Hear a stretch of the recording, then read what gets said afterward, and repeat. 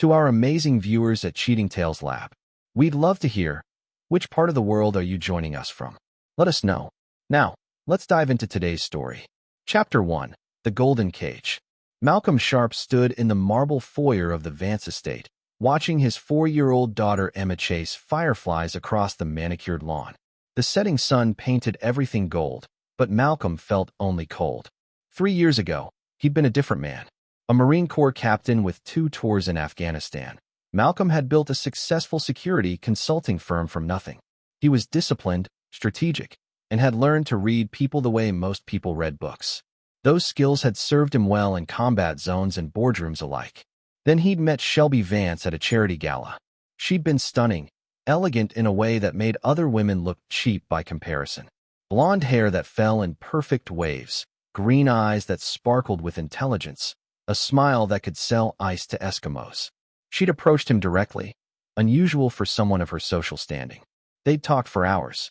She'd seemed genuinely interested in his work, his experiences, his thoughts on everything from foreign policy to classic literature.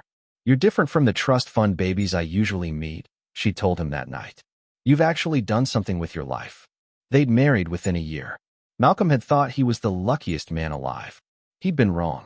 The Vance family made their fortune in pharmaceuticals. Taylor Vance had inherited Vance Industries from his father and grown it into a multi-billion-dollar empire. Jeannie Vance, née Livingston, came from old money herself. Together, they ruled Connecticut's elite social circles with iron fists wrapped in silk gloves. From the beginning, they made it clear Malcolm wasn't good enough for their daughter. He was new money at best, though in reality, he made his own way without any money at all.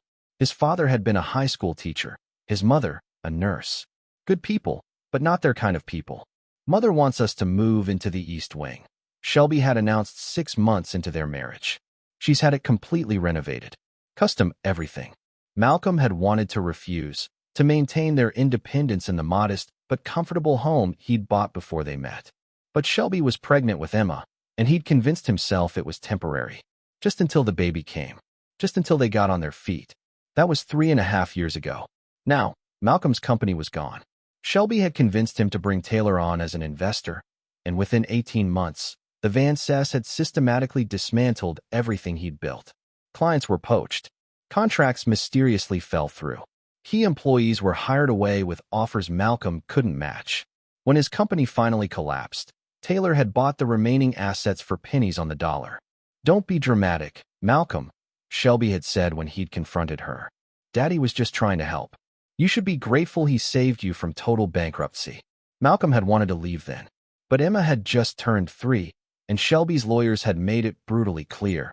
If he left, he'd never see his daughter again. The Vances had the money, the connections, the power to bury him in family court. He'd get supervised visitation at best, more likely nothing at all. So he'd stayed, and he'd watched. And he'd learned. The Vances weren't just wealthy, they were corrupt. Taylor's pharmaceutical company had made billions pushing opioids to desperate patients, falsifying research, bribing doctors and politicians. Malcolm had discovered this by accident, stumbling across documents Taylor had left in the study one night. He'd started investigating quietly, carefully, knowing he'd need evidence if he ever wanted to escape this golden cage. "Daddy, look," Emma's voice pulled him from his thoughts. She held up a firefly cupped in her small hands, her face glowing with innocent joy. Malcolm crossed the lawn and knelt beside her. "Beautiful, sweetheart. Now let it go so it can find its family." Emma opened her hands, and the firefly drifted away into the dusk. "Like a wish," she whispered. "Exactly like a wish." Malcolm pulled her close, breathing in the strawberry scent of her shampoo. She was the only pure thing in this poison paradise. "Malcolm," Jeannie Vance's voice cut across the lawn like a whip crack. She stood on the terrace, impeccably dressed in a cream suit despite the late hour. Her silver hair was pulled back in a severe bun, and her face, pulled tight by expensive surgery, wore its usual expression of disdain. "We're having dinner in 30 minutes. Do try to make yourself presentable, and get Emma cleaned up. She looks like a vagrant." Malcolm felt Emma tense against him. She was only 4, but she already knew to fear her grandmother. "We'll be there," Malcolm called back, keeping his voice neutral. As Jeannie disappeared back inside, Emma looked up at him. Daddy, why doesn't Grandma like us? Some people don't know how to love, baby girl. That's their problem, not ours. But as he led Emma back toward the house, Malcolm's jaw tightened. He'd spent 3 years gathering evidence, building his case, planning his exit strategy. The documents he'd compiled would send Taylor to prison for the rest of his life. Jeannie, too, as she'd been complicit in every decision. And Shelby, his wife, had revealed herself slowly, like a photograph developing in chemicals. The warm, intelligent woman he'd married had been a performance. The Real Shelby was her mother's daughter, cold, entitled, and cruel. She'd married Malcolm because she'd been bored and he'd been a novelty. Now that the novelty had worn off, she treated him with open contempt. 3 weeks ago, he'd overheard a conversation that changed everything. He'd been in the library, reviewing documents on his laptop, when voices had drifted through the heating vent from Taylor's study directly above. Malcolm had closed his laptop and listened. "We need to resolve the Malcolm situation." That was Taylor's voice. "I'm working on it, Daddy." Shelby sounded petulant, like a child being scolded. "He won't agree to a divorce. Because he knows he'll lose Emma. Jeannie this time. We should have dealt with this before the child was born. The prenup protects our assets," Taylor said. "But he's becoming a liability. He's too smart. He asks too many questions." "So what do you suggest?" Shelby asked. There was a long pause. Then Jeannie spoke, her voice cold enough to freeze blood. "An accident. Something clean. He has that dangerous job, or he did. Security consulting takes people to risky places." "Mother, don't be naive, dear. Do you think this is the first time we've had to solve a problem like this? Your father and I have been protecting this family for 40 years. Malcolm Sharp is a problem. Problems get solved." Malcolm had sat frozen in the library, his heart pounding. They weren't just talking about divorce. They were talking about murder. "What about Emma?" Shelby's voice had wavered. "She loves him. She's 4, Jeannie said dismissively. "She'll forget. Children are resilient. In a year, she won't even remember him." That night, Malcolm had started planning in earnest. He'd activated old military contacts, moved money into accounts the Van Cess didn't know about, and begun preparing for war. Because that's what this was, war. And Malcolm Sharp had fought wars before. He'd decided to take one last piece of evidence. Proof that Taylor's company had falsified clinical trials for their newest opioid, a drug that was killing hundreds of people. Malcolm had seen the emails, the research data, the payoffs to FDA officials. But he needed the physical documents from Taylor's safe. And tonight, Taylor had given him the perfect opportunity. "Malcolm," Taylor's voice boomed from the study as Malcolm helped Emma wash her hands in the powder room. "A word, if you don't mind." Malcolm dried Emma's hands and sent her to find her nanny. Then he walked to the study, every sense alert. Taylor sat behind his massive desk, a glass of scotch in his hand. He was a big man, running to fat in his 60s, with thinning gray hair and the ruddy complexion of someone who drank too much.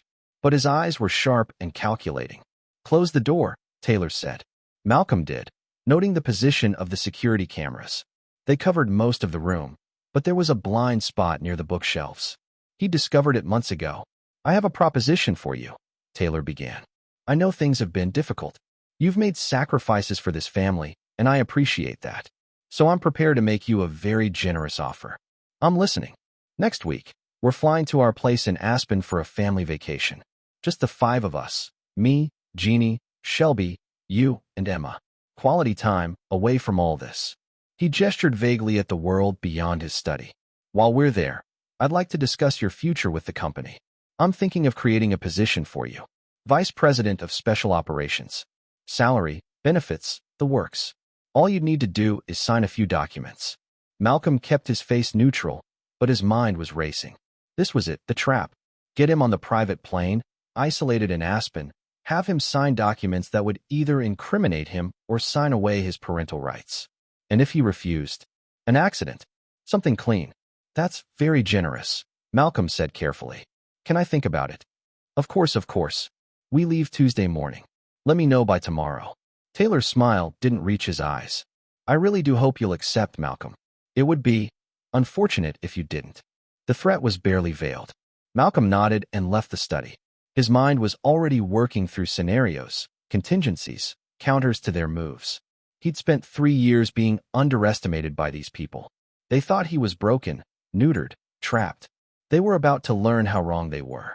That night, after Emma was asleep, Malcolm sat in the darkness of their bedroom suite and finalized his plan.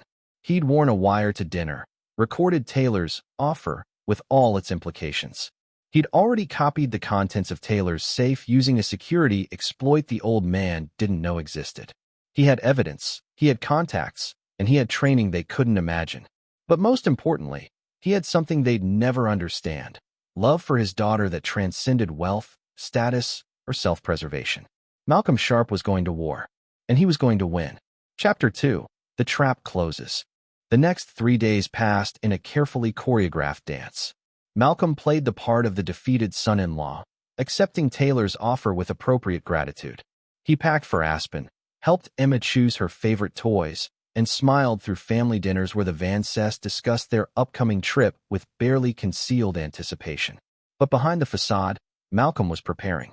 His old Marine buddy, Chris Wilkinson, now worked for the FBI's white-collar crime division. Malcolm had been feeding Chris information about Vance Industries for months, building a case that would be airtight. 3 days before the Aspen trip, he'd met Chris at a diner 40 miles from the estate. "This is everything," Malcolm had said, sliding an encrypted drive across the table. Financial records, falsified research data, communications with FDA officials, bribery documentation, and proof they've been covering up hundreds of deaths related to Vance Payne. It's all there. Chris had pocketed the drive, his expression grim. "This is enough to bring down the whole company. But Malcolm, if they suspect you're the source." "They already want me dead," Malcolm had said flatly. He'd explained the conversation he'd overheard, Taylor's suspicious job offer, and the planned trip to Aspen. "I need you to be ready. When I signal, I need federal agents waiting." "What are you planning?" "I'm going to give them enough rope to hang themselves. But I need to know Emma will be safe." Chris had nodded slowly. "I'll have a team ready." "But Malcolm, this is dangerous. If they try something before." "I'll be ready." Malcolm had stood to leave, then paused. "If something goes wrong, if I don't make it, make sure Emma knows I loved her. And make sure they pay for every life they've destroyed." Now, standing in the pre-dawn darkness outside the Vance estate, Malcolm watched the family's private jet being prepared for departure. It was a Gulfstream G650, worth $70 million, one of Taylor's many toys. Malcolm had spent the last 2 days studying every detail of the aircraft, its safety systems, its emergency equipment. He'd also planted insurance. "Daddy." Emma ran out of the house, her small backpack bouncing against her shoulders. She wore her favorite purple dress and light-up sneakers. "Are we really flying in Grandpa's plane?" "We sure are, sweetheart." Malcolm lifted her into his arms, hugging her tight. He'd packed a small bag for her that included a GPS tracker, a prepaid phone, and a sealed letter explaining everything. Insurance in case his plan failed. Shelby emerged from the house, perfectly dressed in designer travel wear. She barely glanced at Malcolm as she walked past, heading for the waiting car that would take them to the private airfield. There was no warmth in her eyes, no acknowledgement that they'd once promised to love each other forever. She'd made her choice. She'd chosen her family's money and power over everything else. "Is Mommy mad?" Emma whispered. "Mommy's just focused on the trip," Malcolm said, though his daughter's intuition was accurate. At 4, Emma was already learning to read the emotional temperature of rooms, to sense danger in the tension of adult bodies. Malcolm hated that she had to learn these lessons so young. The drive to the airfield took 20 minutes. Taylor and Jeannie rode in their own car, maintaining the pretense of family harmony while staying separate from the man they planned to eliminate. Malcolm used the time to review his plan once more. The jet would reach cruising altitude, around 30,000 feet, about 40 minutes into the flight. That's when they'd make their move. He'd seen the documents Taylor had prepared, accidentally on purpose left where Malcolm would find them. Papers that would sign away his parental rights, documents claiming he was mentally unstable, forms that would grant the Van Cess full custody of Emma. They'd threaten him, corner him, break him down psychologically. And if he still refused to sign, an accident, something clean. But Malcolm had plans of his own. On the tarmac, the pilot, Hal Ward, who'd been with the Vance family for 15 years, greeted them with professional courtesy. Malcolm had researched Ward thoroughly. The pilot was loyal to the Van Cess, well compensated for his discretion. He'd look the other way if needed. The interior of the Gulfstream was opulent. Cream leather seats, polished wood paneling, a full bar, and a bedroom suite in the rear. Emma's eyes went wide with wonder. "It's like a flying castle," she breathed. "Sure is, baby girl." Malcolm helped her buckle into one of the seats, then took his own place across from her. Shelby sat as far away as possible, scrolling through her phone with studied indifference. Taylor and Jeannie sat together near the front, speaking in low voices. The engine spooled up. The jet began to taxi. Malcolm's heart rate remained steady, a skill learned in combat. Fear was natural, but panic was the enemy. He needed to stay calm, stay sharp, stay ready. They took off smoothly, climbing into the clear morning sky. Emma pressed her face to the window, watching the ground fall away. "Look, Daddy. Everything looks like toys." "That's right, sweetheart." Malcolm checked his watch. 40 minutes until they reached cruising altitude. 40 minutes until hell broke loose. He'd prepared for this. Hidden in his carry-on was a small camera, already recording. Sewn into his jacket was a second GPS tracker. And most importantly, he'd sent a message to Chris Wilkinson before leaving the estate. A simple code that meant the game was in motion. 30 minutes into the flight, Taylor unbuckled and walked back to where Malcolm sat. His expression was affable, but his eyes were cold. "Why don't you join me in the bedroom suite?" Taylor said. "We can discuss those documents I mentioned. Give you time to review them properly." It wasn't a request. Malcolm glanced at Emma, who was now playing with her tablet, headphones on. "Will this take long?" "As long as it needs to," Taylor said. Malcolm stood and followed Taylor toward the rear of the plane. As they passed Shelby, she looked up from her phone, and Malcolm saw something flash in her eyes. Was it guilt? Fear? It was gone before he could analyze it. The bedroom suite was compact but luxurious. Taylor closed the door and pulled a folder from a cabinet. "Let's cut the bullshit, Malcolm. You're going to sign these papers. All of them." Malcolm took the folder and flipped through it. Exactly what he'd expected. Documents declaring him an unfit parent. Papers granting full custody to Shelby. And, this was new, a confession stating he'd embezzled funds from his own company before it collapsed. "I'm not signing these," Malcolm said calmly. Taylor's jaw tightened. "You don't have a choice. Everyone has choices. Not you. Not anymore." Taylor's voice dropped to a menacing growl. "You're going to sign those papers, Malcolm. Or you're going to have a very unfortunate accident. Maybe you'll try to open the door at altitude. Maybe you'll fall. These things happen." Malcolm let the silence stretch. Then he smiled, a cold, calculating expression that made Taylor take a half step back. "You're threatening to murder me," Malcolm said quietly. "And you think I didn't see this coming?" "I think you're a bug I'm about to squash," Taylor snarled. "You never belonged in this family. Shelby made a mistake, but we're correcting it. Now sign the goddamn papers, or—" The door burst open. Jeannie stood there, her face twisted with fury. "Enough talking. He's not going to sign.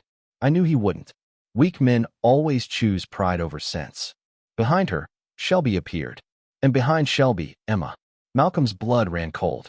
"Emma, go back to your seat." "She needs to see this," Jeannie said coldly. "She needs to understand what happens to people who defy this family." "You're insane," Malcolm said, moving toward his daughter. But Shelby grabbed Emma's hand, holding her back. "Don't," Shelby said. Her voice shook slightly. "Don't make this harder than it needs to be, Malcolm. Just sign the papers. You can disappear. Start over somewhere. We'll give you money. And Emma stays with me. With us. Where she belongs." Malcolm looked at his wife, his ex-wife in all but legal terms, and saw the woman she'd become. Or maybe she'd always been this person, and he'd been too blind to see it. "No," he said simply. Jeannie's face hardened. "Then you've made your choice. Taylor, get the pilot to unlock the door mechanism." Malcolm's mind raced. They were going to do it, actually throw him off the plane. The insanity of it was almost breathtaking. They'd gotten away with so much for so long that they truly believed they were untouchable. Taylor moved toward the cockpit, but Malcolm was faster. Years of combat training took over. He grabbed Taylor's arm, twisted, and had the older man in a control hold before anyone could react. "Don't move," Malcolm said quietly. "Any of you. Let him go," Jeannie shrieked. "Emma, come here. Now." Malcolm kept his voice calm, authoritative. His daughter hesitated, then pulled free of Shelby's grip and ran to him. He released Taylor and swept Emma into his arms, backing toward the cockpit. "You're making this worse," Shelby said. But there was panic in her eyes now. Their plan was falling apart. "I'm ending this," Malcolm said. He reached the cockpit door and pounded on it. "Ward, open up. Federal emergency." The pilot's voice came through the intercom. "Sir, I can't do that without Mr. Vance's." Malcolm didn't wait. He'd studied the aircraft systems. He knew the emergency override code. He punched it into the keypad, and the door clicked open. Hal Ward turned in his seat, confused and alarmed. "What the hell?" "FBI," Malcolm said, pulling out his phone and showing the badge Chris had given him. A temporary credential that would hold up under scrutiny. "This flight is under federal investigation. You're going to turn this plane around now." Ward's eyes widened. Behind Malcolm, he heard Jeannie's scream of rage, heard Taylor shouting threats. But Malcolm had what he needed, time and leverage. "Do it," he told Ward, "or you'll be charged as an accessory to attempted murder." The pilot's hands trembled as he reached for the controls. That's when Shelby made her move. Chapter 3, 30,000 feet. Shelby lunged forward, trying to grab Emma from Malcolm's arms. But Malcolm had anticipated this, anticipated everything. He twisted away, shielding his daughter with his body. "You can't do this," Shelby screamed. "She's my daughter. She's our daughter," Malcolm shot back. "And I'm saving her from you people." Emma was crying now, terrified and confused. Malcolm hated this, hated that she had to witness this ugliness. But there was no other way. "Ward, turn the plane around," Malcolm repeated. "Now." The pilot looked past Malcolm to where Taylor stood, clearly torn between two authorities. Taylor's face was purple with rage. "If you listen to him, you're fired," Taylor snarled. "And I'll make sure you never work again. If you don't listen to me, you're an accomplice to kidnapping and attempted murder," Malcolm countered. "Federal charges. Federal prison. Choose wisely." Hal Ward's training won out over his loyalty. He began turning the aircraft. That's when Jeannie pulled out a gun. Malcolm froze. He'd anticipated many things, but not this. The small pistol looked almost toy-like in her manicured hands, but it was very real. "You stupid, arrogant little man," Jeannie said, her voice dripping with venom. "Did you really think you could outsmart us? We've been doing this since before you were born. We've crushed bigger obstacles than you." "Put the gun down," Malcolm said carefully. He shifted Emma behind him, using his body as a shield. "You're not going to shoot. Not in a pressurized cabin. She doesn't need to shoot you," Taylor said, his confidence returning. "She just needs you to understand we're serious. Now give us Emma and sign the goddamn papers." Malcolm's mind was racing through scenarios. The gun changed everything. He couldn't rush Jeannie, not with Emma here. He couldn't call her bluff because he wasn't sure it was a bluff. These people had already proven they were capable of murder. "Think about what you're doing," Malcolm said. "Even if you succeed, you won't get away with it. I've already contacted the FBI. They know everything. All your crimes, all your corruption. It's over." "You're lying," Shelby said, but there was doubt in her voice. "Am I? How do you think I found out about the falsified clinical trials? The bribed FDA officials? The deaths you've covered up?" Malcolm met Taylor's eyes. "I've spent 3 years documenting everything. Chris Wilkinson at the FBI has enough evidence to put all of you away for life. Even if I don't walk off this plane, you're finished." Jeannie's hand trembled slightly. The gun wavered. "He's bluffing," Taylor said, but he sounded less certain. "Check your phone," Malcolm suggested. "Check your email. I sent you something this morning." "Insurance." Taylor pulled out his phone, scrolled, and his face went pale. Malcolm had sent him a file list, just the names of documents, nothing more. But it was enough. Taylor could see exactly what Malcolm had taken. "You son of a bitch," Taylor whispered. "I learned from the best," Malcolm said. "You people taught me how to be ruthless, how to plan, how to protect what matters." He held Emma tighter. "And she matters more than anything." For a long moment, no one moved. The plane's engines hummed. Somewhere behind them, the co-pilot was probably trying to figure out what the hell was happening. Then Jeannie smiled, a terrifying, cold expression. "You know what? You're right. This has gotten out of hand. Let's all just calm down and talk reasonably." Malcolm didn't believe her for a second, but he nodded carefully. "Good. Put the gun away," and Jeannie fired. The sound was deafening in the enclosed space. Malcolm felt the bullet graze his shoulder, a burning line of pain. He'd moved at the last second, pure instinct saving his life. But the shot had another effect. Alarms started blaring. The sudden decompression warning. "You crazy bitch!" Hal Ward shouted from the cockpit. "You've breached the hull." Oxygen masks dropped from the ceiling. The plane began to shake. Ward was fighting the controls, trying to descend to a safer altitude where they could breathe without supplemental oxygen. In the chaos, Malcolm made his move. He grabbed an oxygen mask, put it over Emma's face, then rushed past the Van Cess toward the back of the plane. There was an emergency exit there. He'd studied the schematics obsessively, and attached to it was an emergency evacuation slide. "Stop him!" Taylor roared. But Malcolm was already at the door. He punched the emergency release. Warning lights flashed. The aircraft's systems were screaming alerts. "Daddy, what are you doing?" Emma cried through the oxygen mask. "Trust me, baby girl. I need you to trust me." Malcolm pulled her close, securing her against his chest with one arm. With his other hand, he grabbed the emergency slide handle. Shelby was running toward them, her face twisted with fury and fear. "You're insane. You'll kill her. Better than leaving her with you," Malcolm said. And then he made a decision that would haunt him and save him in equal measure. He hit the emergency slide deployment button. The door didn't fully open, not at this altitude, not with the pressure differential. But the slide began to inflate, filling the rear section of the plane with the yellow rubber escape chute. It was chaos. The wind, the noise, the alarms, Emma's screaming. Malcolm pulled a parachute harness from the emergency equipment locker, something he'd verified was there during his research. It was designed for crew in case of bailout scenarios. He strapped Emma to his chest, securing her with every buckle and strap he could find. "No!" Jeannie's scream cut through everything. She was pointing the gun again, trying to aim through the chaos. But Hal Ward had gotten the plane under control, descending rapidly. The pressure was equalizing. And the slide. Malcolm realized what he had. An insane, desperate, probably suicidal option. The slide extended out of the partially open door. It wasn't meant to be used this way. It was meant for ground evacuations. But it was inflated, it was there, and it was his only chance. "I love you, Emma," Malcolm whispered into his daughter's hair. "I love you so much." Then he jumped. Not out of the plane, they were still too high for that, but onto the slide. He and Emma hit the inflated rubber and began sliding, the material stretching and compressing under their weight. The wind was incredible, tearing at them, trying to rip them apart. But Malcolm held on. He'd trained for hostile environments, for situations where failure meant death.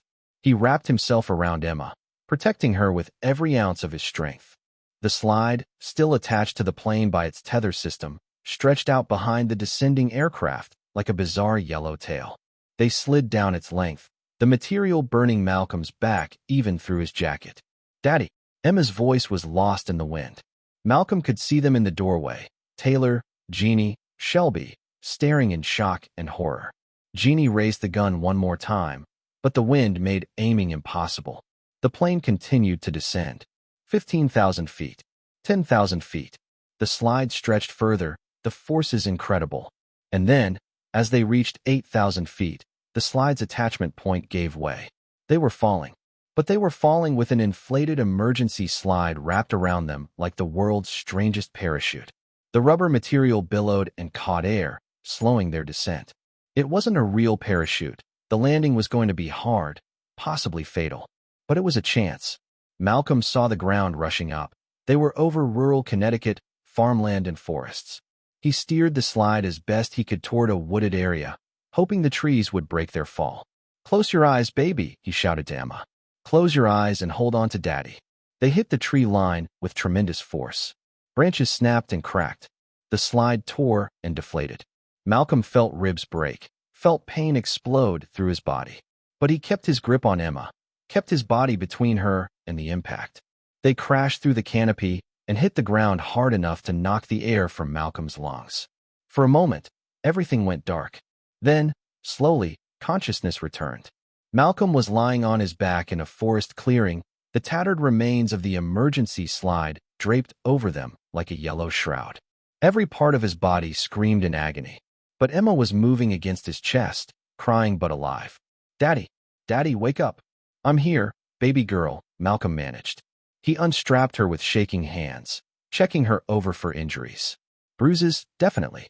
Maybe a sprained wrist. But alive. Miraculously, impossibly alive. They'd survived a fall from an aircraft. Not the 30,000 feet Jeannie had threatened, but still high enough that survival should have been impossible. Malcolm pulled out his phone, cracked screen, but still functional.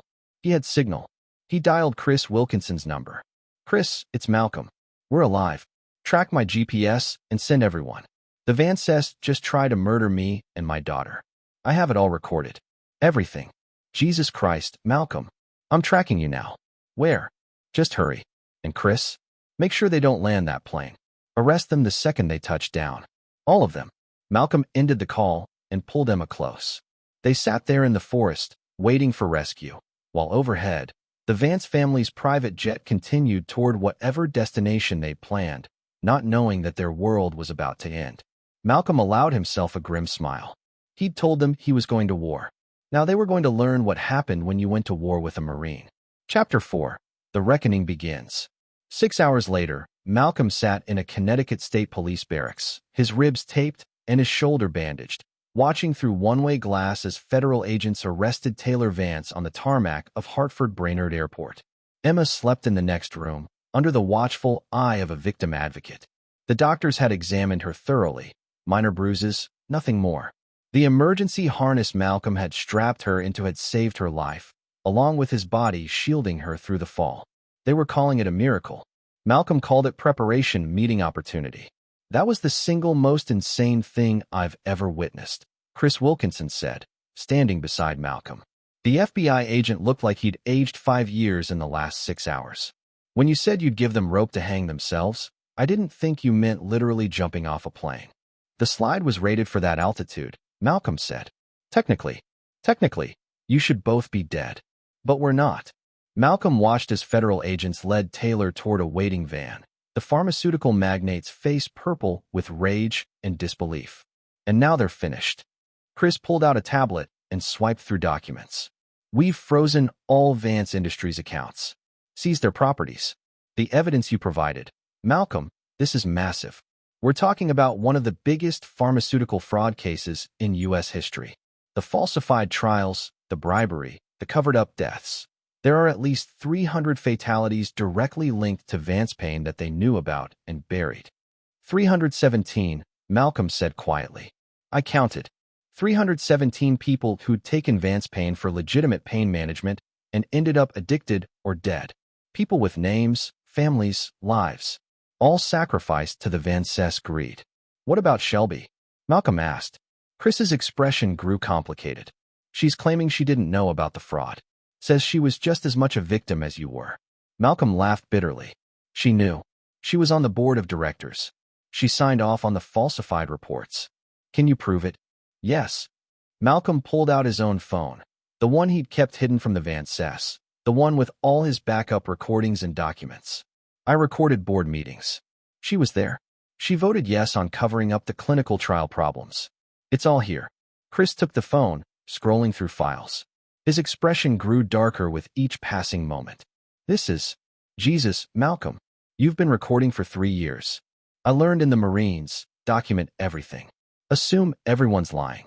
Trust, but verify." Malcolm's voice was flat, emotionless. He was too tired for emotion. Too wrung out. "I knew they'd try something eventually.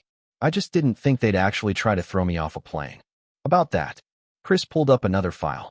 The Cockpit voice recorder captured everything. Taylor's threats, Jeannie firing the gun, your entire exchange. "We have them on attempted murder, kidnapping, assault with a deadly weapon. And that's before we even get to the fraud charges." "What about Howard?" "The pilot's cooperating. Says he had no idea what was planned, that Taylor ordered him to unlock certain safety protocols before the flight, but claimed it was for maintenance reasons. He's providing testimony about other suspicious flights, times when Taylor had him fly to unusual locations with no flight plan logged." Malcolm filed that information away. More crimes, more evidence. The Van Cest empire was crumbling in real time.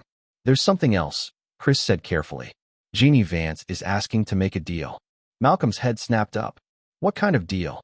"Full cooperation in exchange for reduced charges.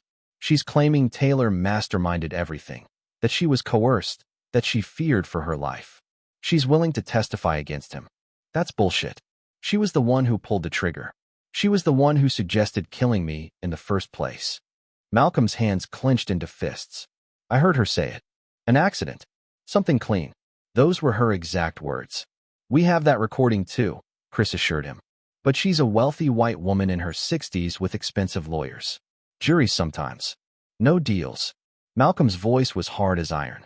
Not for her, not for Taylor, not for Shelby. They all pay for what they did. Every single one of them.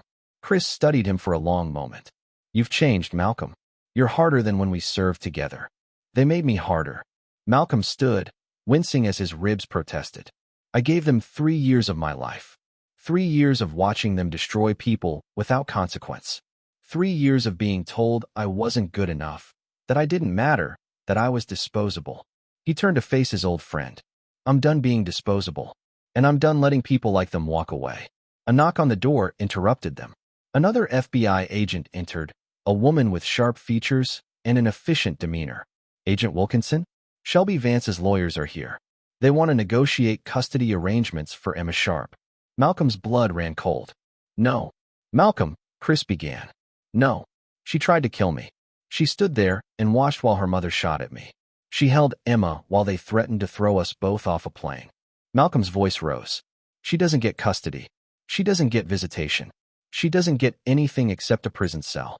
The female agent looked uncomfortable. Mr. Sharp, family court is separate from criminal court. Even if Mrs. Vance is convicted of criminal charges, she might still have parental rights. Then I'll bury her in litigation until Emma's 18. Malcolm was shaking now, adrenaline and fury warring with exhaustion. I'll use every penny I have, every favor I'm owed, every bit of evidence I've gathered. Shelby Vance is never going near my daughter again. Chris put a hand on Malcolm's shoulder. Okay, we'll handle it. But you need to calm down. You need to rest. You've got broken ribs, a concussion, and you've been through hell. I'll rest when they're all in prison. That could take months, Malcolm. Years, maybe. Then I've got time. Chris exchanged a look with the female agent, then nodded. All right. We'll tell Shelby's lawyers no negotiations on custody. Everything goes through criminal proceedings first. But Malcolm, you need to think about Emma. She's been through trauma too. She needs stability, therapy, time to process. Malcolm's anger drained away, replaced by a wave of exhaustion so profound he could barely stand. You're right. I can't lose her, Chris. She's all I have left. You won't lose her. I promise you that. Chris guided Malcolm back to the chair. Now sit down before you fall down. I'll have someone bring coffee and food. You need to keep your strength up. As Chris left to deal with Shelby's lawyers, Malcolm sat alone in the observation room, watching through the glass as more federal agents processed the crime scene. They'd grounded the Vance plane, were photographing the damaged door, collecting evidence from the cockpit voice recorder. Malcolm's phone buzzed. A text from an unknown number. You think you've won. You haven't. My family has survived worse than you. We'll bury you in court. We'll take Emma. And you'll die broke and alone. It had to be from Shelby, using a burner phone. Malcolm stared at the message for a long moment, then took a screenshot and forwarded it to Chris. More evidence of harassment, of threats, of the Vances' unwillingness to accept that their reign of terror was over. Then he typed a reply. I already died. On that plane, when you chose your parents over our daughter, I died. The man who loved you, who believed in you, who thought we were building something real, he's gone. What's left is someone who learned from the best how to destroy enemies. And you're my enemy now, Shelby. All of you are. So bring your lawyers, bring your money, bring everything you've got. I'm ready for war. He hit send, then blocked the number. Malcolm leaned back in the chair, closing his eyes. His body ached. His heart ached worse. But underneath the pain, underneath the exhaustion, there was something solid and unwavering, determination. The Vances had made a fundamental mistake. They'd assumed Malcolm was weak because he'd loved them, because he'd tried to make the marriage work, because he'd endured their contempt for Emma's sake. But love wasn't weakness. Love was the reason he'd spent 3 years gathering evidence. Love was the reason he'd studied emergency protocols and aircraft systems. Love was the reason he'd survived an impossible fall and kept his daughter safe. The Vances didn't understand love. They understood money, power, manipulation. But they'd never understood that someone who truly loved would burn down the world to protect what mattered. Malcolm Sharp was about to teach them that lesson, and it was going to cost them everything. Chapter 5, The Media Storm. By the next morning, the story had exploded across every news outlet in the country. Pharmaceutical heir arrested in mid-flight murder plot, screamed the headline on CNN. Billionaire family's reign of terror exposed, declared the New York Times. Father saves daughter in dramatic plane escape, read USA Today. Malcolm watched the coverage from a safe house the FBI had arranged, a modest apartment in a secure building where he and Emma could stay while the investigation unfolded.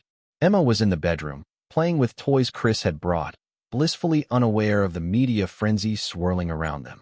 "You're a hero," Chris said, standing beside Malcolm as they watched a cable news anchor interview an aviation expert about the survival odds of their escape. The stories everywhere. Former Marine, self-made businessman, took down a corrupt billionaire family. Social media is going crazy. "I'm not a hero," Malcolm said. "I'm just a father who refused to die."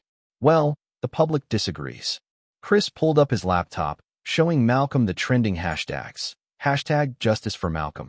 Hashtag Take Down the Van Cess. Hashtag Father of the Year. Your story's resonating. People are sick of wealthy criminals getting away with everything. You're becoming a symbol.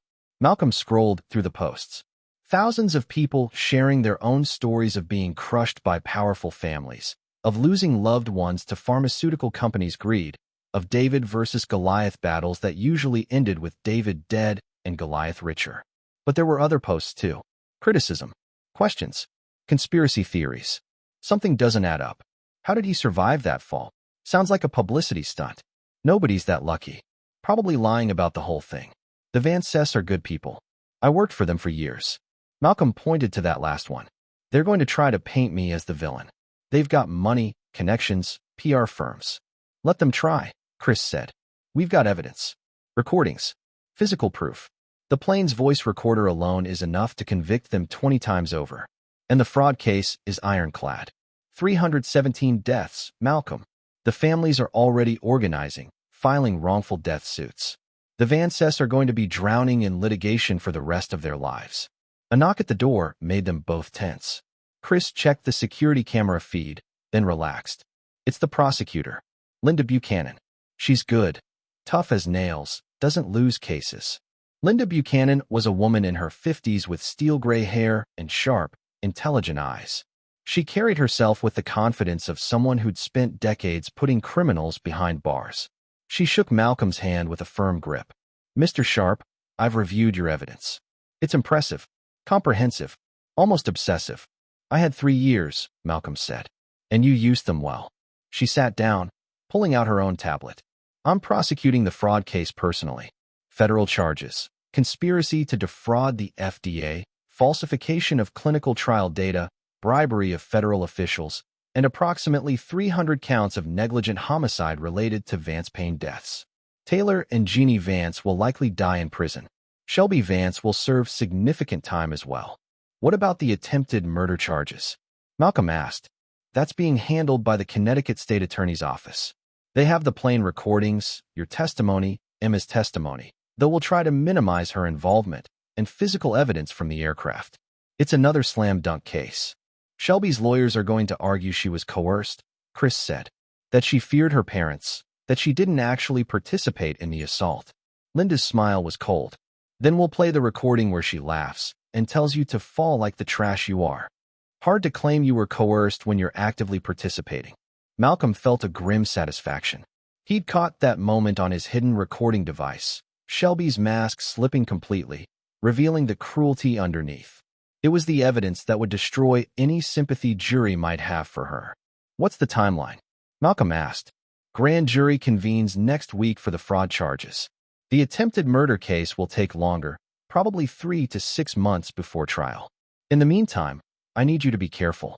The Van Cess still have allies, people who owe them favors, employees who don't want to see their paycheck source disappear." "Are you saying I'm in danger?" "I'm saying wealthy people facing life in prison sometimes do desperate things. You're the key witness in multiple cases. If something happened to you, the evidence still exists," Malcolm said. "I made sure of that. Multiple copies, multiple locations, dead man switches. If I die, everything goes public automatically." Linda and Chris exchanged impressed looks. "You really did think of everything," Linda said. "I'm a paranoid bastard," Malcolm replied. The Marines taught me to plan for worst-case scenarios. The Vances taught me that worst-case scenarios actually happen. Well, your paranoia might save your life. Linda stood to leave. I'll be in touch. In the meantime, stay in the safe house. Don't talk to media without clearing it through me first, and keep your daughter close. The Vances lawyers are going to try everything to discredit you. They'll dig into your past, look for anything they can twist or use against you. Be ready for it. After she left, Malcolm sat in silence, processing. He'd known intellectually that destroying the Vances would be a long, difficult process. But actually living through it, dealing with lawyers and prosecutors and media scrutiny, it was exhausting. Daddy. Emma appeared in the doorway, holding a stuffed bear Chris had brought. Can we go home? Malcolm's heart broke a little. Home? They didn't have a home anymore. The Vance estate was a crime scene.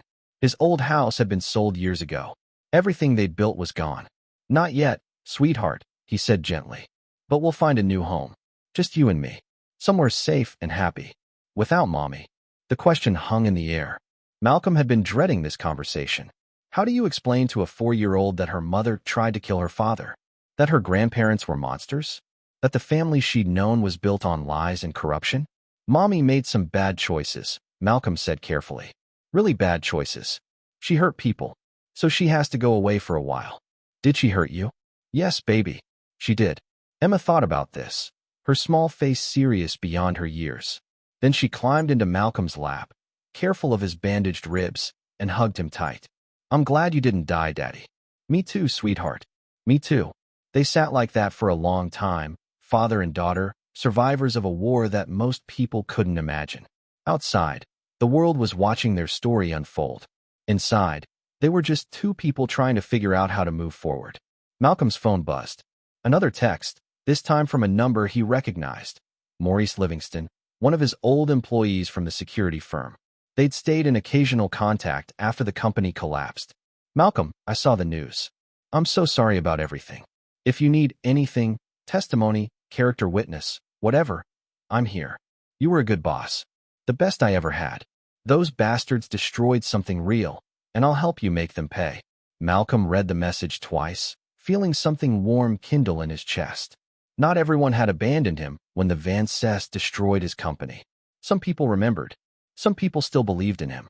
He typed back, Thanks, Maurice. I might take you up on that. And I'm planning to rebuild the company once this is over. If you're interested in coming back. The response came immediately. Hell yes. Let me know when you're ready. I'll spread the word to the old team. Malcolm smiled, his first genuine smile in days. The Vances had taken his company, but they hadn't taken his reputation, his relationships, his ability to rebuild. He'd started from nothing once before. He could do it again. But first, he had to finish what he started. He pulled up his encrypted files, the ones containing everything he knew about the Vances. The fraud was just the beginning. There were other crimes, other secrets he'd uncovered. Offshore accounts, money laundering, connections to politicians who'd looked the other way while Vance Payne killed people. Malcolm had built a nuclear bomb of evidence. He'd been planning to turn it all over to authorities. But now, watching the media coverage, seeing how the Vances lawyers were already spinning the story, trying to create doubt, maybe it was time to be more strategic. Time to deploy his evidence piece by piece, keeping the pressure constant, never giving them time to recover or rebuild their narrative. The Vances thought this was a trial. They thought they could lawyer their way out, buy their way out, influence their way out. Malcolm was going to teach them that some wars weren't won in courtrooms. Some wars were won by destroying your enemy's ability to fight back. And he'd learned from masters how to do exactly that. Chapter 6. Allies and Enemies. 2 weeks later, Malcolm stood in a Connecticut courthouse, watching as a grand jury handed down indictments against the entire Vance family. The charges were extensive: conspiracy, fraud, negligent homicide, attempted murder, assault with a deadly weapon. The bail hearing alone took 4 hours. Taylor Vance's lawyers argued he was a pillar of the community, not a flight risk, deserving of bail. The prosecutor, Linda Buchanan, played the cockpit voice recording where Taylor explicitly threatened to throw Malcolm off the plane. Bail was denied. Jeannie Vance's lawyers argued she was an elderly woman with no criminal history, that her age and health made her no threat. Linda played the recording of Jeannie shooting Malcolm. Bail was denied. Shelby's lawyers had a harder argument to make. She was Emma's mother, after all. They pleaded for bail so she could see her daughter, maintain their relationship. They painted her as a victim of her parents' influence, a woman who'd been manipulated and controlled her whole life. Then Linda played the recording. "Fall like the trash you are." Shelby's voice, full of venom and laughter. Bail was denied. Malcolm watched all three Van Cess led away in handcuffs, their expensive clothes looking out of place in the harsh fluorescent lighting of the courthouse. Taylor was still blustering, making threats. Jeannie was silent, her face a mask of fury. Shelby was crying, but Malcolm felt nothing watching her tears. Those were the tears of someone who got caught, not someone who was sorry. "How do you feel?" Chris asked as they left the courthouse, pushing through a crowd of reporters. "Like I can finally breathe," Malcolm admitted. "For 3 years, I've been waiting for the other shoe to drop. Now they're the ones waiting. They're the ones in cages." But the war wasn't over. Not by a long shot.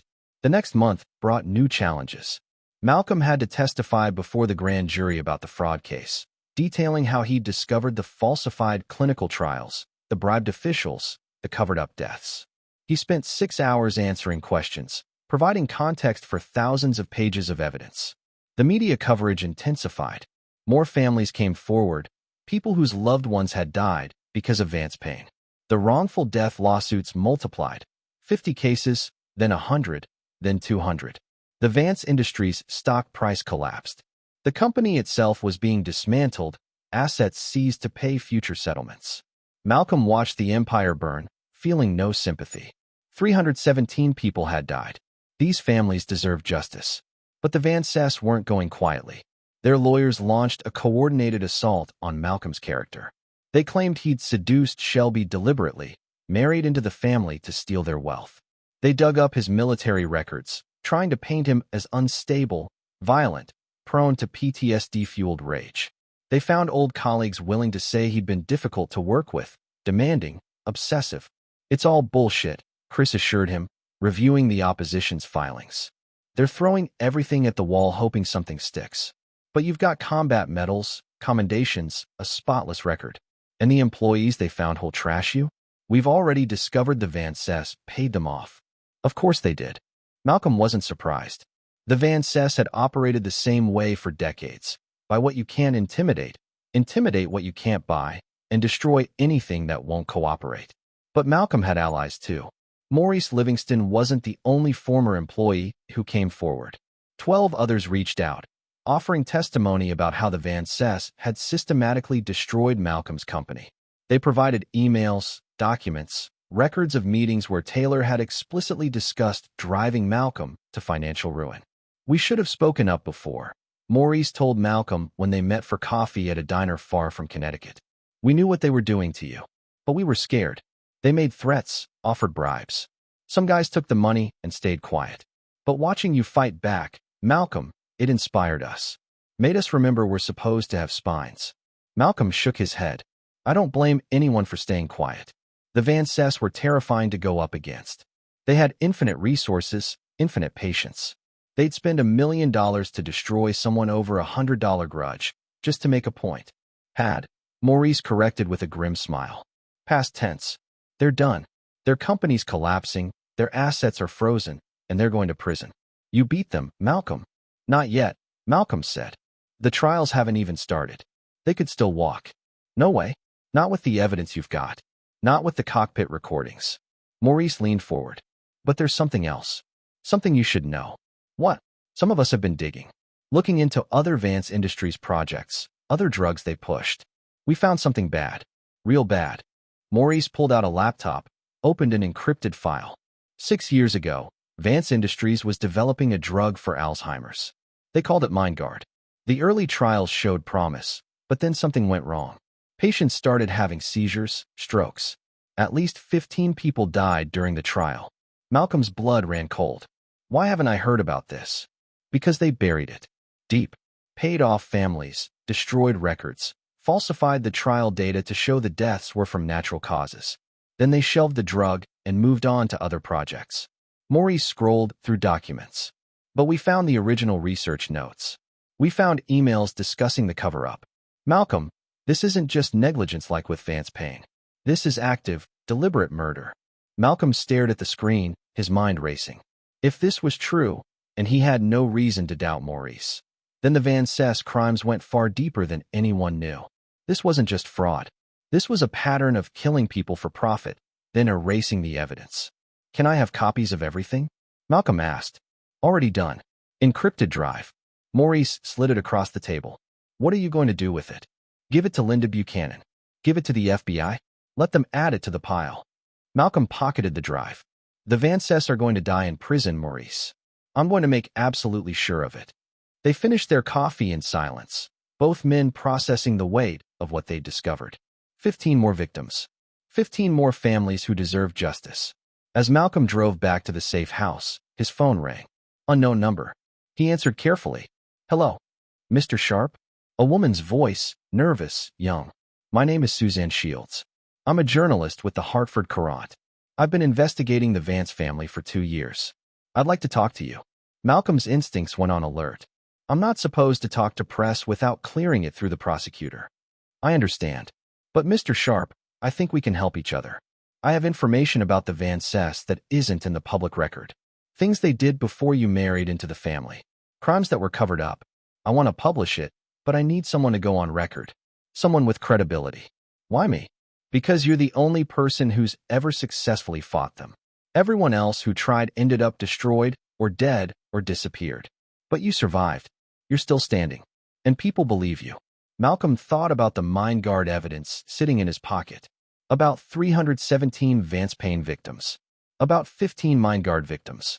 About how many others there might be, crimes and murders buried so deep nobody even knew to look for them. What kind of information? He asked. Meet me in person, and I'll show you. Tomorrow, 2 p.m., the public library in Middletown. Come alone. Don't tell anyone. I've been threatened by the Van Cess people before. I need to be careful. Every instinct Malcolm had screamed this was a trap. But he'd learned to evaluate risks, to calculate odds. And something in Suzanne Shields' voice sounded genuine. Scared, but genuine. I'll be there, he said. But if this is some kind of setup. It's not. I promise. She hung up before he could say anything else. Malcolm sat in his car for a long moment, thinking. Then he called Chris. I need a favor. I'm meeting someone tomorrow, a journalist who claims to have dirt on the Van Cess. I want backup, but at a distance. Someone watching to make sure it's not an ambush. You should just not go, Chris said. It smells like a trap. Probably. But if it's not, if she really does have more evidence. Chris, how many other families are out there? How many other victims we don't even know about? Silence on the line. Then, I'll have agents nearby.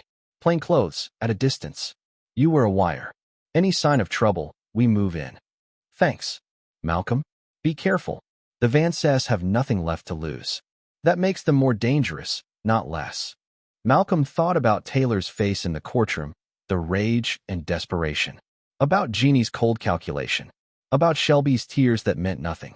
I know, he said. But they made me more dangerous, too.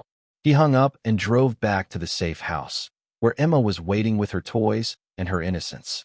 She was healing, slowly, with the help of a child psychologist who specialized in trauma. She asked about her mother less now. Asked about her grandparents never. Malcolm read her a bedtime story, tucked her in, kissed her forehead. I love you, sweetheart. Love you too, Daddy. You're the best daddy ever. He watched her fall asleep, then went to his room and opened Morris's encrypted drive. The mine guard files were extensive. Clinical trial data, death reports, emails explicitly discussing covering up the deaths, names of patients, dates, locations. And then, buried in the files, something else, a list of other projects, other drugs, other trials. Malcolm spent the night reading, his anger growing with each page. The Van Cess hadn't just been negligent. They'd been systematic.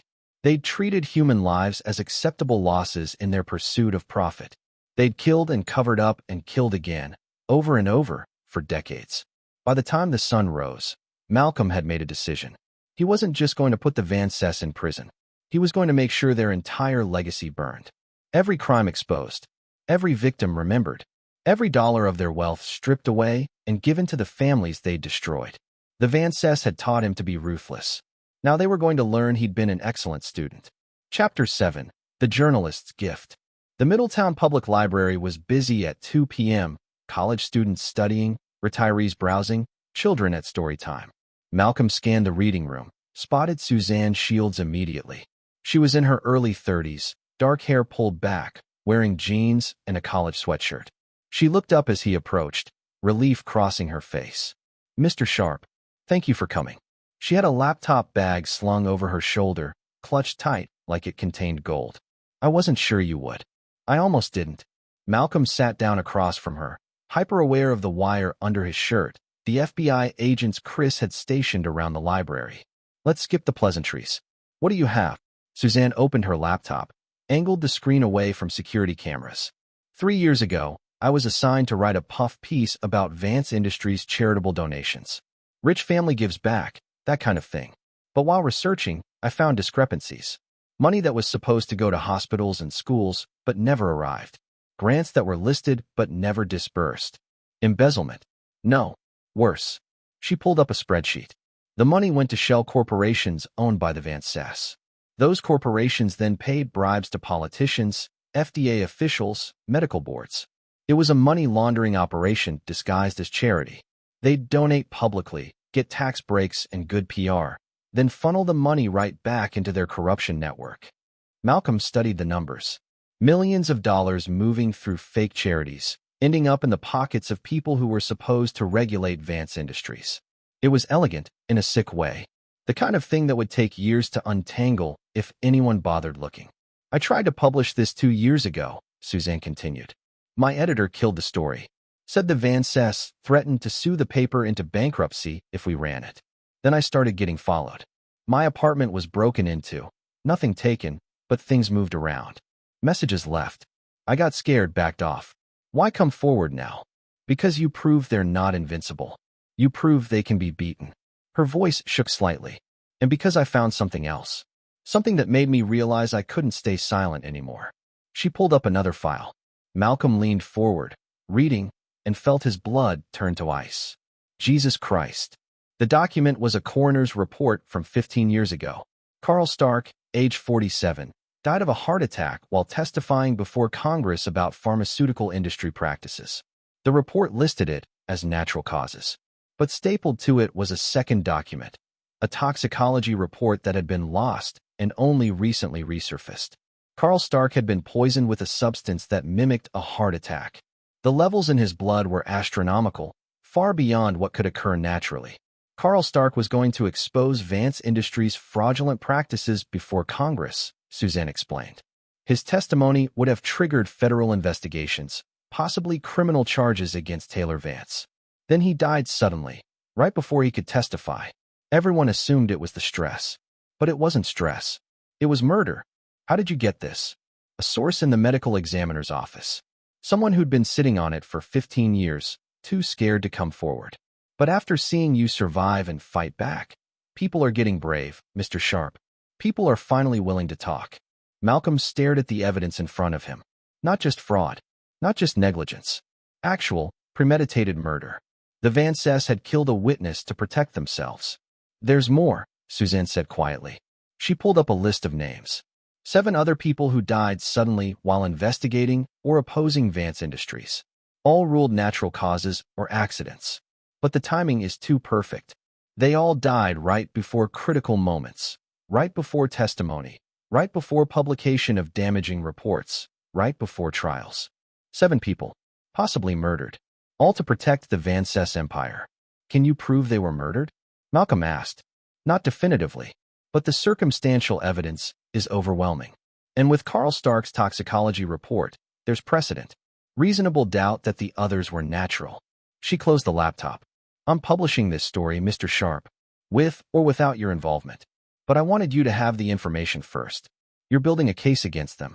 This could help." Malcolm nodded slowly. "I need copies of everything. Already prepared." She handed him a USB drive. "Encrypted. Password is your daughter's birthday. I figured you'd remember that."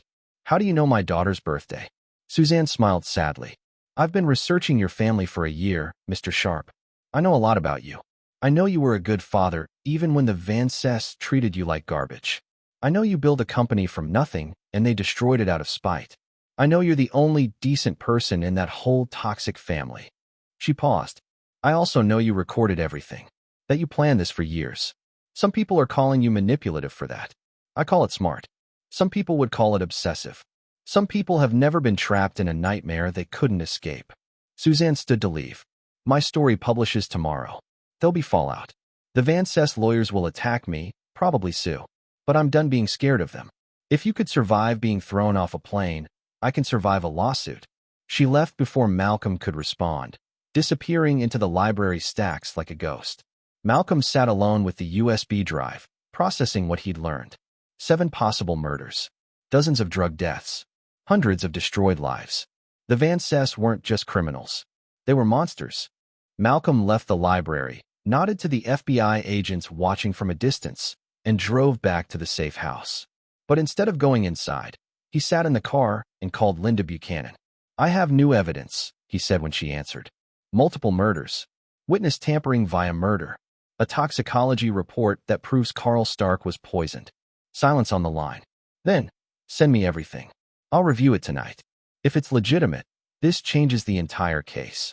We're not just talking fraud and attempted murder anymore. We're talking capital charges. Connecticut doesn't have the death penalty. Federal murder charges do. If the Van Cess killed Carl Stark to prevent his congressional testimony, that's federal witness tampering resulting in death. That's life without parole at minimum, possible death penalty. Linda's voice was hard. Send me the evidence, Malcolm. Let me do my job. Malcolm forwarded the encrypted files, then sat in the darkness, thinking. 3 years ago, he'd married into what he thought was a successful, if cold, family. He'd thought the worst of them was snobbery and cruelty. He'd had no idea he was marrying into a crime family that would make the mafia proud. His phone buzzed. A text from Chris. Everything okay? You've been sitting in your car for 20 minutes. Malcolm typed back, just thinking. I'm fine. Going inside now. But he wasn't fine. He was realizing that no matter how much evidence he gathered, no matter how many crimes he exposed, he'd never fully understand the depths of the Van Cess depravity. There would always be more victims, more crimes, more bodies buried in their past. And that meant he could never stop fighting, could never rest. Not until every last secret was exposed and every last crime was punished. Malcolm finally went inside, checked on Emma, sleeping peacefully, thank God, and sat down at his computer. The encrypted files Suzanne had given him were extensive. Years of research, dozens of suspicious deaths, a paper trail that suggested the Van Cess had been killing people who threatened them for at least 2 decades. He started copying files, organizing them, preparing to send them to every relevant authority. FBI, state police, congressional oversight committees, pharmaceutical regulatory boards. The Van Cess had built their empire on corpses. Malcolm was going to make sure everyone knew it. Around midnight, his phone rang. Unknown number again. Malcolm answered warily. Hello. You son of a bitch. Taylor Vance's voice, calling from prison. Inmates had access to phones. You think you've won? You think destroying my company means anything? Taylor, calling me from prison. How's the jumpsuit fitting? Fuck you, Malcolm. You were nothing when Shelby met you. Nothing but a grunt with delusions of grandeur. We made you. We gave you access to our world. And you betrayed us. You tried to throw me off a plane. You deserved it. Taylor's voice rose, losing control. You were never good enough for my daughter. Never good enough for this family. You should have signed the papers, taken the money, and disappeared like a good little peasant. Instead, I gathered evidence of your crimes and had you arrested. Yeah, I'm funny that way. You think the evidence matters? You think I won't walk? I've got the best lawyers money can buy. I've got judges in my pocket. I've got a toxicology report showing you poisoned Carl Stark 15 years ago. Malcolm interrupted. I've got evidence of 7 other suspicious deaths. I've got your money laundering scheme through fake charities. I've got MindGuard and the 15 people who died that you covered up. And I've got recordings of you threatening to kill me. Taylor, you're never getting out of prison. You're going to die there, forgotten and despised. And I'm going to make sure Emma never even remembers your name. Silence. Then, you can't keep my granddaughter from me. I have rights. You have nothing. You're a convicted criminal awaiting trial on multiple murder charges. You'll never see Emma again. She's safe from you. Finally, Malcolm hung up before Taylor could respond. Let the old man rage impotently in his cell. Let him realize, slowly, that his empire was truly gone, that his power was broken, that Malcolm Sharp had beaten him completely. The next morning, Suzanne Shields' article published. The Vance Body Count. How a Pharmaceutical Empire Was Built on Murder, screamed the headline. The Hartford Courant put it on the front page. By noon, it had been picked up by the Associated Press. By evening, it was national news. Malcolm watched the coverage with grim satisfaction. Every major outlet was now covering not just the Vance Payne fraud, but the possible murders, the suspicious deaths, the decades-long pattern of eliminating threats. Public opinion, which had already been against the Vances, turned into outright hatred. Protesters gathered outside the courthouse. Victims' families held vigils. Politicians who'd taken Vance money scrambled to distance themselves. The empire wasn't just falling. It was being torn apart by an angry mob. And Malcolm Sharp stood at the center of it all, the man who'd brought everything crashing down. But he wasn't done yet. Chapter 8. The Trial. For months later, Malcolm sat in the front row of a federal courtroom as the trial of Taylor and Jeannie Vance finally began. Shelby's trial would come later. Her lawyers had managed to get her case separated, hoping public outrage would die down before she faced a jury. The courtroom was packed. Journalists, victims' families, law students, and curious onlookers filled every seat. Federal marshals lined the walls, maintaining order. Taylor and Jeannie Vance sat at the defense table, flanked by a team of expensive lawyers. They'd aged in the months since their arrest. Taylor's face was gaunt, his hair fully white now. Jeannie's perfect facade had cracked, showing the brittle fury underneath. Linda Buchanan stood to give her opening statement. She was magnificent, commanding, precise, devastating. Ladies and gentlemen of the jury, over the next weeks, you will hear a story of greed, corruption, and murder on a scale that will shock you. The defendants, Taylor and Jeannie Vance, were not just pharmaceutical executives who made mistakes. They were architects of a criminal conspiracy that killed over 300 people and destroyed countless lives. She walked the jury through the evidence, the falsified clinical trials, the bribed officials, the covered-up deaths. Then she moved to the attempted murder charges. On March 15th of this year, Malcolm Sharp and his 4-year-old daughter Emma were aboard the Vance family's private jet. The defendants, along with their daughter Shelby Vance, attempted to murder Mr. Sharp by forcing him off the aircraft at 30,000 feet. They failed only because Mr. Sharp, a former Marine, used his training and quick thinking to save himself and his daughter using emergency equipment. We have cockpit voice recordings of these events. We have physical evidence from the aircraft. And we have the testimony of the pilot, who witnessed everything. Linda played the cockpit recording. The courtroom fell silent as Taylor's voice filled the air. Sign the goddamn papers, or you're going to have a very unfortunate accident. Then Jeannie's voice. Nobody will find you at 30,000 feet. And finally, Shelby's laugh. Fall like the trash you are. Several jurors looked physically ill. One woman was crying.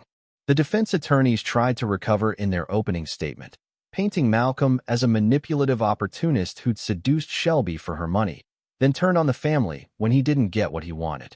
They claimed the plane incident was a misunderstanding, that Malcolm had overreacted to a business discussion and endangered his own daughter.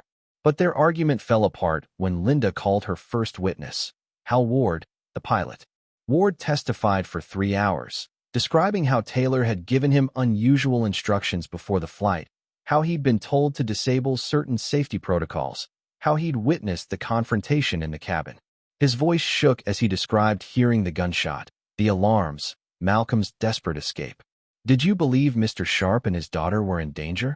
Linda asked. Yes, ma'am. Absolutely. I've flown for the Vances for 15 years. I've seen them be cold, be cruel. But that day I saw them try to commit murder.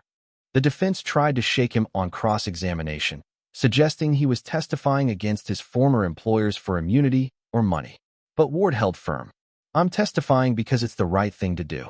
I should have spoken up years ago about things I saw, things I knew were wrong. But I was scared. I was a coward. Not anymore. Day after day, the prosecution built their case. Former Vance Industries employees testified about the fraud, about being ordered to falsify data, about knowing people were dying and being told to stay quiet.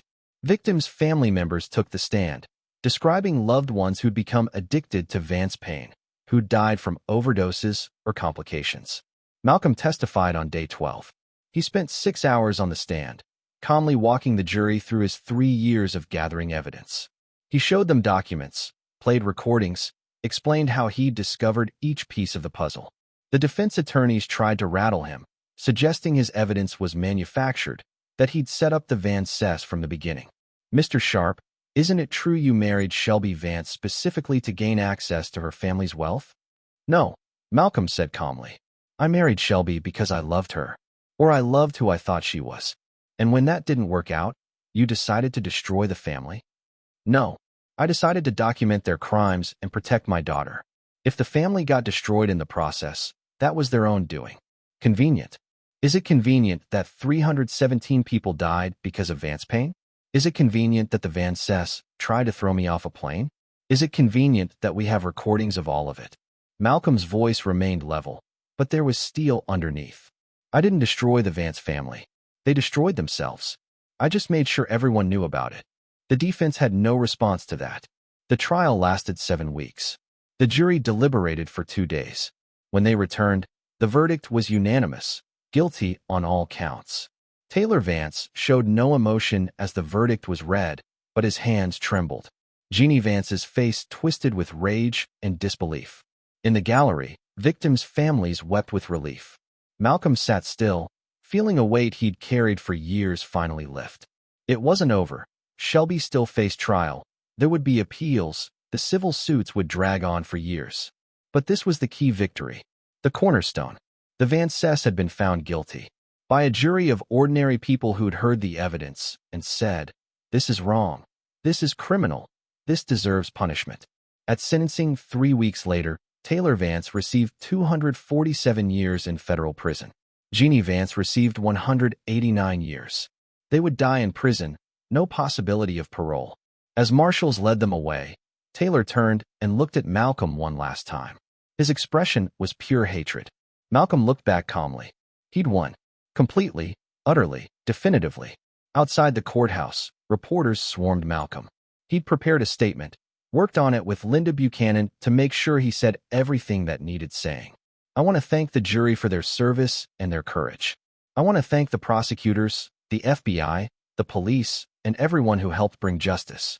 But most of all, I want to acknowledge the victims, the 317 people who died because of Vance pain, the 15 who died during Guard trials, and all the others whose lives were destroyed by the Vance family's greed." Malcolm paused, gathering his thoughts. "I didn't do this for revenge. I did it for my daughter, so she could grow up in a world where the powerful can't destroy people without consequences. I did it because someone had to stand up and say, enough. No more deaths, no more lies, no more corruption. Today, justice was served. Today, the victims were heard. And today, I can finally tell my daughter that the bad people who tried to hurt us will never hurt anyone again." He walked away without taking questions, Chris Wilkinson providing escort through the crowd. Emma was waiting at the safe house with her nanny, and Malcolm needed to see her, to hold her, to remind himself why he'd fought so hard. That evening, Malcolm and Emma sat together in their small apartment, eating pizza and watching a Disney movie. Emma didn't understand everything that had happened, but she understood enough. They were safe now. The people who'd been scary were gone. "Daddy?" she asked during a quiet moment in the movie. "Can we get a dog?" Malcolm laughed, his first genuine, unguarded laugh in months. "Yes, sweetheart. We can get a dog. We can get whatever you want. I want a big dog. To protect us. We don't need protection anymore, baby girl. But we can still get a big dog. And a house? With a yard? And a house with a yard." Emma smiled, satisfied, and turned back to the movie. Malcolm watched her, feeling something like peace settle over him. The trials weren't completely over. Shelby's case was still pending. But Malcolm had done what he set out to do. He'd protected his daughter. He'd exposed the truth. He'd brought down an empire built on death and corruption. His phone buzzed. A message from Maurice Livingston. 12 of us from the old company are ready to rebuild whenever you are. We believe in you, Malcolm. Let's show those bastards what you can really do when they're not sabotaging you." Malcolm smiled and typed back. "Give me 6 months to get Emma settled. Then we start fresh. Better than before." He'd been broken down, rebuilt, tested in fire. The man who'd married Shelby Vance 3 years ago was gone. destroyed in the same flames that had consumed the Vance empire. But from those ashes, something stronger had emerged. A father who'd do anything to protect his child. A fighter who refused to quit. A man who'd learned that sometimes the only way to beat monsters is to become someone they can't destroy. Malcolm Sharp had gone to war with billionaires and won. Now he was going to show them what he could build in peace. Chapter 9. Rise from the Ashes. 6 months after the Vance convictions, Malcolm stood in the lobby of Sharp Security Solutions, breathing in the smell of new carpet and fresh paint. The office building was modest, nothing like the space he'd had before the Vances destroyed his first company. But it was his, bought with money he'd carefully hidden during his years trapped in the Vance estate. "Looks good, boss." Maurice Livingston appeared beside him, holding a tablet showing employee schedules. "We've got 15 people starting Monday, all from the old crew, plus 3 new hires. Everyone's excited to be back." Malcolm nodded, feeling something settle in his chest. Not quite peace. There was still too much anger, too much trauma for true peace. But purpose, direction, a future that wasn't defined by the Vances. "How's the contract pipeline?" "Strong. Really strong." Maurice pulled up a spreadsheet. "Turns out, being the guy who took down a corrupt pharmaceutical empire is great for business. Everyone wants to hire the security consultant who's famous for exposing corporate fraud. We've got 6 major clients lined up, 3 more in negotiations. We'll be profitable within a year at this rate." Malcolm allowed himself a small smile. He'd rebuilt before, but doing it a second time felt different. He knew the pitfalls now, knew who to trust and who to avoid, knew how to protect what he was building. "What about the other thing?" Malcolm asked quietly. Morris's expression grew serious. "The foundation is set up. Sharp Justice Foundation, 501c3, status approved. We've got seed money from the settlement." That was the other development. After the Vance Industries assets were liquidated, Malcolm had been named lead plaintiff in the civil suit representing Vance pain victims. The settlement had been massive, $4.7 billion distributed among the families. Malcolm had received $50 million for the attempted murder and the destruction of his company. He'd put $40 million of it into the Sharp Justice Foundation. "The foundation will provide legal assistance to people who can't afford to fight corporate corruption," Malcolm explained to Maurice. "Free lawyers, investigators, resources. Everything I had to build myself, will give to others." That's really something, Malcolm. It's what should have existed before. Maybe if it had, the Vances would have been stopped years ago. Malcolm turned away from the window. "How's Emma?" "Happy. I saw her yesterday. She's still excited about starting kindergarten in the fall." Malcolm and Emma had moved into a comfortable house in a quiet neighborhood 40 minutes from Hartford. It had a yard, a tree house, and enough space for the German Shepherd puppy Emma had named Thunder.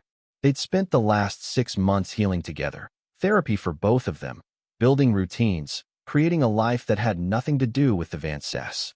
Emma was thriving. The nightmares had stopped. She smiled easily, laughed often, was making friends with neighborhood kids. She rarely mentioned her mother and never asked about her grandparents. Malcolm's phone buzzed. A news alert. Shelby Vance trial begins today. Right. He'd almost forgotten, too busy building his new life to pay attention to the last piece of the Vance saga. Shelby's trial had been delayed multiple times, her lawyers trying every possible tactic. But today, finally, she'd face a jury for her role in the attempted murder, the fraud conspiracy, and the cover-up of Vance Payne deaths. "You going to watch?" Maurice asked. "No." Malcolm pocketed his phone. "I testified at the grand jury. Gave my deposition. That's enough. I don't need to see her convicted to know it's going to happen." The prosecutors seemed confident. They have the recordings. They have the evidence. Shelby made her choices. She chose her family's money over everything else. Now she pays for it. Malcolm meant it. He felt nothing watching Shelby face justice. No satisfaction, no anger, nothing. She was irrelevant now. A chapter closed. His phone rang. Chris Wilkinson's number. Malcolm answered. "Chris." "Malcolm, I wanted to give you a heads up. Shelby's lawyers just filed a motion to allow her access to Emma during the trial. They're claiming maternal rights, saying a child needs her mother, the usual bullshit." Malcolm's jaw tightened. "No, it's not going to be granted. The judge already denied 3 similar motions. But I wanted you to know they're still trying. Emma's healing, Chris. She's happy. She doesn't need Shelby's toxicity in her life. Malcolm took a breath, controlling his anger. Tell the judge I'll fight this to the Supreme Court if necessary. Shelby lost her parental rights when she tried to kill her child's father. End of discussion. I'll pass that along. But Malcolm, realistically, they're just throwing spaghetti at the wall. They know they're going to lose the criminal case, so they're trying to create sympathy, paint Shelby as a loving mother separated from her child. She's not a loving mother. She's a criminal who chose greed over her own daughter. I know. The jury will know too. Chris paused. How are you doing? Really? Malcolm looked around the new office, thought about Emma waiting at home, about the future he was building. I'm good. Better than I've been in years. The Van Cess tried to destroy me, and instead I'm stronger than before. My company's back and better. Emma's safe and happy, and they're rotting in prison where they belong. You earned it all, Malcolm. Every bit of it. After hanging up, Malcolm spent the rest of the day working on contracts, reviewing security proposals, building his business. He was good at this, had always been good at it.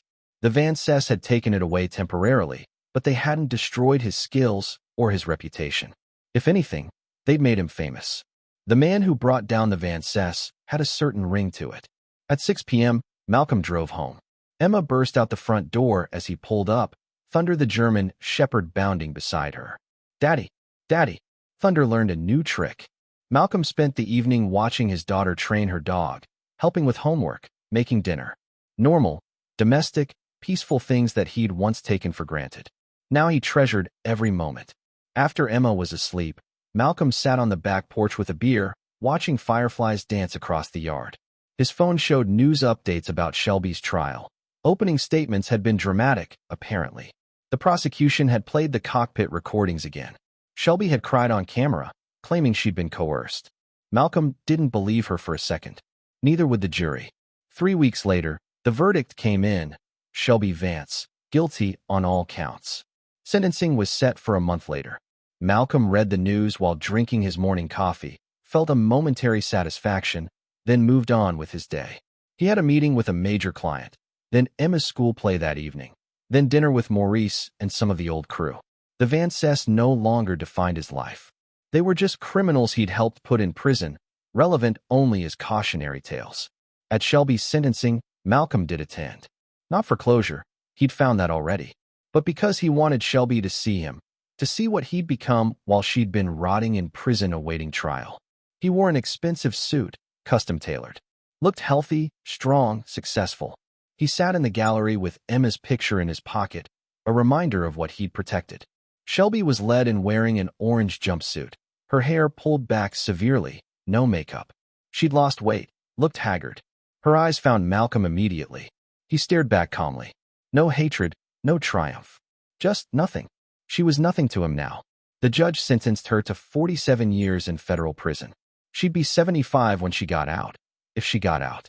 With good behavior, maybe parole at 65. Maybe. Either way, Emma would be grown. Would have had a childhood free from Shelby's influence. Would remember Malcolm as her father and protector, while Shelby faded into a distant, unpleasant memory. As marshals led Shelby away, she tried to speak to Malcolm. Please, just let me see Emma once. Please, no, Malcolm said simply. Then he walked out of the courtroom without looking back. Outside, reporters swarmed him. Malcolm had prepared another statement. Today's sentencing closes a chapter on one of the darkest periods of my life. Shelby Vance, like her parents, made choices that destroyed lives. She chose greed over family, cruelty over compassion, corruption over integrity. She will now face the consequences of those choices. As for me and my daughter, we're moving forward. We're building a new life, a good life, filled with love and hope and integrity. The Van Cess tried to destroy us. Instead, they destroyed themselves. That's the real lesson here. Evil doesn't win. It may prosper for a while, but eventually, it falls. And when it does, the people it tried to destroy rise from the ashes, stronger than before. Malcolm walked away without taking questions, got in his car, and drove to Emma's school to pick her up. Daddy, she ran to him, backpack bouncing. We made art today. Look, she held up a painting, stick figures of her and Malcolm and Thunder, standing in front of a house with a huge sun overhead. It's beautiful, sweetheart. I'm going to put it on my wall at home. Our home. Our home. Not the Vance estate, not a safe house, not temporary housing. Their home, that they'd chosen together, that was filled with love instead of cruelty. Malcolm drove them to get ice cream, then to the park where Emma played while Thunder chased squirrels. Normal things. Happy things. That night, after Emma was asleep, Malcolm sat at his desk and wrote a letter. Not to the Vances, they deserved nothing from him, but to the Vance pain victims' families, the Minegard families, everyone who'd suffered because of the Vances greed. I'm sorry, he wrote. I'm sorry I didn't discover their crimes earlier. I'm sorry I married into that family and gave them credibility. I'm sorry for every day I stayed silent while people died. I can't bring back your loved ones. I can't undo the damage. But I promise you this. The Sharp Justice Foundation will fight so this never happens again. We'll help people expose corporate corruption. We'll give voice to the voiceless.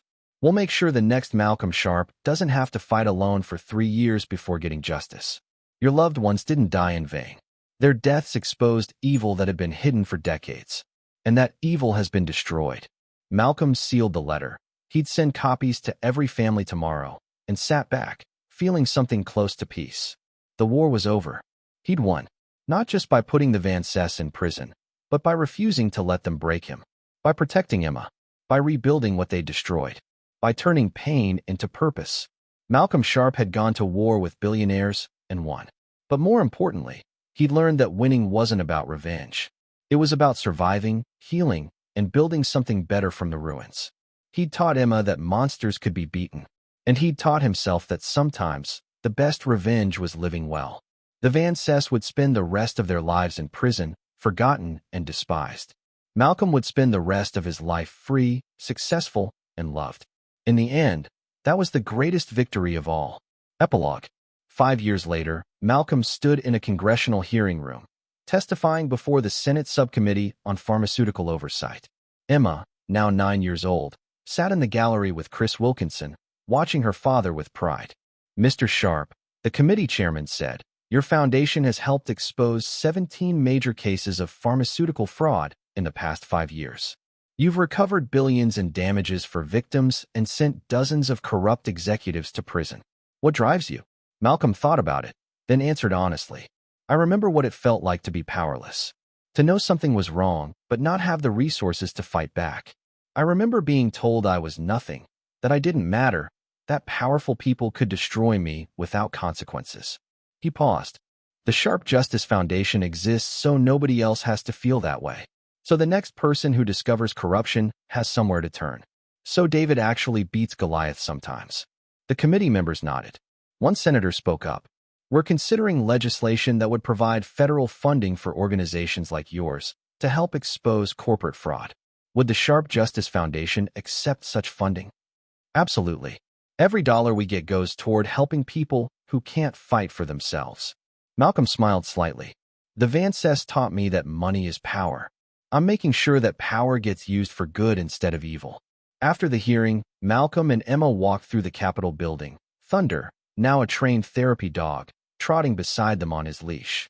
Did you really beat bad guys, Daddy? Emma asked. She knew the story in age-appropriate terms, knew her father was a hero who'd helped a lot of people. I helped good people beat bad guys, Malcolm corrected. It's always a team effort. When I grow up, I want to help people too. Malcolm looked down at his daughter, strong, smart, kind despite everything she'd been through. You already do, sweetheart. Just by being you. That night, Malcolm's phone rang. Unknown number. He almost didn't answer, but something made him pick up. Hello. Malcolm Sharp? An old voice, shaking slightly. Yes. My name is Roland Neff. My daughter. She died 3 years ago from a drug called NeuroBoost. The company said it was safe, but it killed her. They covered it up. I tried to fight them alone, but I couldn't. The man's voice broke. Then I saw your story. About the Vances, about how you fought them. And I thought, maybe you could help. Malcolm listened to Roland Neff's story, his heart breaking for this father who'd lost his daughter the same way so many had lost loved ones to the Vances. Mr. Neff, Malcolm said quietly, I'm going to connect you with the Sharp Justice Foundation tomorrow. We're going to investigate. If NeuroBoost killed your daughter because of corporate negligence or fraud, we're going to expose it. And we're going to make them pay. Thank you, the old man whispered. Thank you. After hanging up, Malcolm sat in the darkness for a moment. Then he smiled grimly.